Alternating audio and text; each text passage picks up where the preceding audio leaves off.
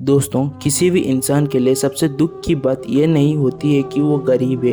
वो भूख की तकलीफ को भी सह जाता है। उसे ये बात का भी मलाल नहीं होता है कि वो किस घर में पैदा हुआ या कितना पढ़ा लिखा। लेकिन दुनिया में कोई भी इंसान ये नहीं सह सकता है कि उसका इज्जत तार तार कर दे, हजार लोगों के सामने उसकी आबरूई मुर्की जाए, कोई उसकी आत्मा और शरीर को शर्मसार कर दे। हालात चाहे कैसे भी हो, तकलीफ कितनी भी बड़ी क्यों ना हो, मगर गरीब से गरीब आदमी कभी इज्जत के साथ समझौता नहीं करती। मगर इस समाज में जब दो औरत की हजारों की भीड़ के सामने कपड़े उतार कर घुमाया जाता है, उनसे इज्जत लूटी जाती है और उन्हें भीड़ के सामने हाथ जोड़कर अपील करती है और उन्हें कोई नहीं सुनता, इससे ज़्यादा तकलीफ और क्या हो सकती है। एक देश और समाज के नाते हमारे लिए इससे ज़्यादा शर्म की बात और क्या हो सकती है। मणिपुर से आए बहनों की वीडियो पूरे देश को शर्मसार कर दिया है।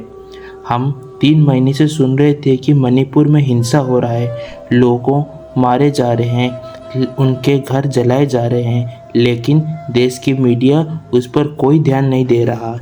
जब 19 जुलाई को ये वीडियो सामने आया तो इसमें पूरे देश को शर्मसार कर दिया।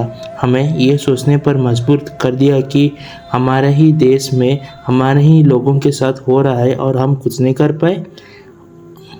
आखिर कौन है ये वारदात का जिम्मेदार, कौन है ये बहसी के पीछे?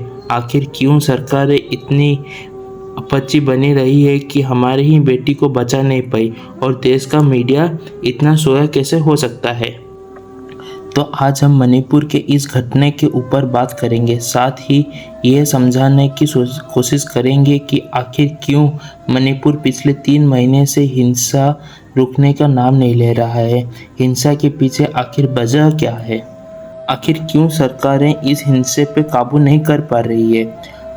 दोस्तों, इससे पहले आप लोगों के साथ मणिपुर हिंसा के बारे में बात करूं और हिंसा को रोक पाने में केंद्र और राज्य सरकार के निकम्मेपन का जिक्र करूं।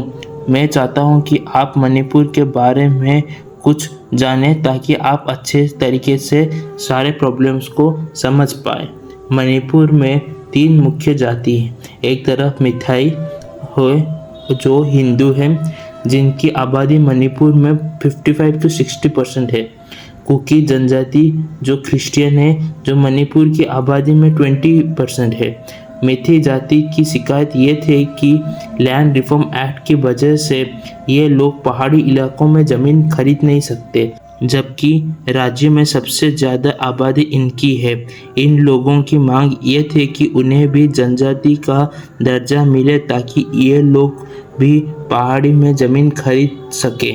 इसी को लेकर मिथाई ट्राइब यूनियन पिछले कई सालों से मिथाई समुदाय को आदिवासी दर्जा देने की मांग कर रही है, मगर कुकी और नागा समुदाय को ये बात पसंद नहीं आ रही है। 19 अप्रैल को मामला जब हाईकोर्ट पहुंचा, तब मणिपुर हाईकोर्ट ने राज्य सरकार को कहा कि वो 20 साल पुराना केंद्रीय जनजाति मामलों की मंत्रालय की सिफारिश पेश करे। इस सिफारिश में मिथाई समुदाय को जनजाति की दर्जा देने के लिए दिया गया, जिसके बाद कुकी समाज की तरफ से विरोध किया गया। हाईकोर्ट की इस फैसले को सुप्रीम कोर्ट में चुनौती दी गई। कुकी समाज का कहना था कि मैथी समाज का पहले से ही दबदबा है। राज्य में 60 में से 40 विधायक भी मिथाई समाज से आते हैं। ऐसे में अगर उन्हें जनजाति का दर्जा दी गया तो ये लोग पहाड़ों पर ज़मीन खरीदने शुरू कर देंगे और कुकी समाज हाशिए पर चल जाएगा।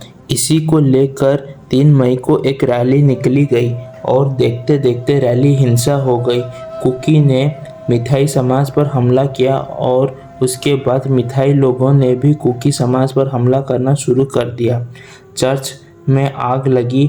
2000 से ज़्यादा कुकी लोगों के घरों को निशाना बनाया गया। वहां रहने वाले मिथाई समाज के लोगों के ऊपर भी निशाना बनाया गया। लोग रातों रात घर छोड़ने के लिए मजबूर हो गए। रात के अंधेरे में गर्भवती महिला भी घर छोड़कर जाना पड़ा। कई बच्चे पानी में बह गए।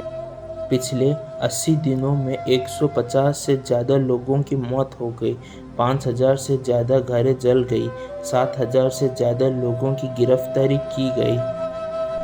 हिंसा में 6000 वारदात हुए और 60,000 लोग राहत शिविर में रहने में मजबूर हो गए। देखते ही देखते ये लड़ाई जाति से धार्मिक के रंग ले ली। हुआ ये कि लोग एक दूसरे की हिंसा से बचने के लिए एक दूसरे पर हिंसा करने लगे। हालात बिगड़ते बिगड़ते यहाँ तक आ गई, मणिपुर के बारे में सवाल पूछते गए। लोग सवाल पूछे कि राज्य और केंद्र दोनों जगह बीजेपी सरकार है, फिर भी कोई एक्शन क्यों नहीं लिया जा रहा है? आखिर हर दिन हिंसा में मरने के लिए क्यों छोड़ा जाता है? मणिपुर के इस हिंसे के लिए मुख्यमंत्री की जिम्मेदारी क्यों तय नहीं की जा रही है? क्यों उन्हें इस्तीफा नहीं मांगी जा रही है? अगर मुख्यमंत्री हालात नहीं संभाल पा रहे हैं तो राज्य में राष्ट्रपति शासन क्यों नहीं लगाया जा रहा है? मगर इन 3 महीनों में इनमें से किसी भी सवाल का कोई जवाब नहीं मिला। लेकिन 19 जुलाई को जब ऐसा वीडियो सामने आया जिसने सबको बोलने में मजबूर कर दिया, ये वीडियो 19 जुलाई को सामने आया, मगर ये घटना 4 मई की बताई जा रही है। 800 से 1000 लोगों ने कुकी लोगों के घरों में हमला किया। इसी भीड़ से बचने के लिए लोग अपने घर से बच रहे थे। इसी भीड़ में 2 महिलाएं और एक युवा महिला पिता और भाई के संग जंगल में भाग गए। पुलिस जैसे तैसे इन्हें बचाने में कामयाब हो जाती है, मगर तभी भीड़ पुलिस पर हमला करके पुलिस के कस्टडी से छुड़ा लेती है। लड़की के पिता जब हमले की विरोध करते हैं तो उन्हें वही गोली मारी जाती है। 3 महिला के कपड़े उतार कर चलने के लिए बोला जाता है। उनमें से 20 साल की लड़की के साथ गलत काम किया जाता है। इसका भाई जब विरोध करता है तो उसके भाई को वहाँ हत्या की जाती है। सच में ये सब सुनकर शर्म से झुक जाती है, मगर उससे भी ज़्यादा शर्म की बात यह है कि ये घटना 4 मई को हुई, जबकि 2 हफ्ते के बाद 18 मई को कांगोकफी जिले में 0 एफआईआर दर्ज कराई गई और 2.5 महीने बाद इस मामले में पहले गिरफ्तारी तब की गई जब यह वीडियो वायरल हुआ। इसे आप समझ सकते हैं कि मणिपुर की पुलिस और प्रशासन कैसे काम कर रही है। इसके बावजूद मणिपुर के सीएम की रवैया देखिए। जब एक टीवी चैनल उनसे ये वीडियो के बारे में पूछा जाता है तो ये कहने लगे कि आपके हाथ तो एक वीडियो लगा है तो आप इसके बारे में बात कर रहे हैं, ऐसे तो सैकड़ों मामले हैं। मतलब सैकड़ों मामले, ये क्या शाबाशी की बात है? हैरानी की बात यह है कि अब तक मणिपुर के सीएम की बर्खास्त क्यों नहीं किया गया?